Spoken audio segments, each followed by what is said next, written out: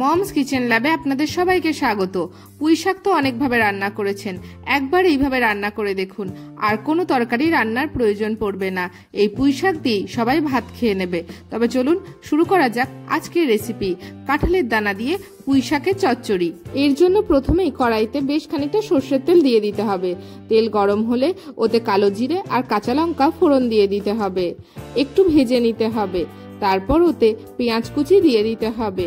ধিমে আঁচে মিনিট 2-3 ভাজলে যখন দেখবেন পেঁয়াজের রং হালকা পিঙ্ক হয়ে এসছে, তখন ওতে কেটে ভাপিয়ে নেওয়া কাঁঠালের দানা দিয়ে দিতে হবে। মিডিয়াম ফ্লেমে মিনিট 4-5 ভেজে ওতে সামান্য হিং দিয়ে দিতে হবে।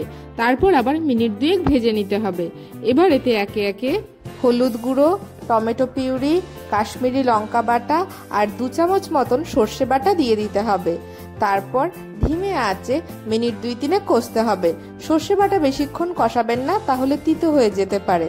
এবার ওতে ভাপিয়ে নেওয়া পুঁই শাক দিয়ে দিতে হবে। মিডিয়াম ফ্লেমে মিনিট 2-3 কষিয়ে ওতে সামান্য জল দিয়ে দিতে হবে। তারপর ঢাকনা চাপা দিয়ে মিনিট 5-7 ধিমে আঁচে রান্না হতে দিতে হবে।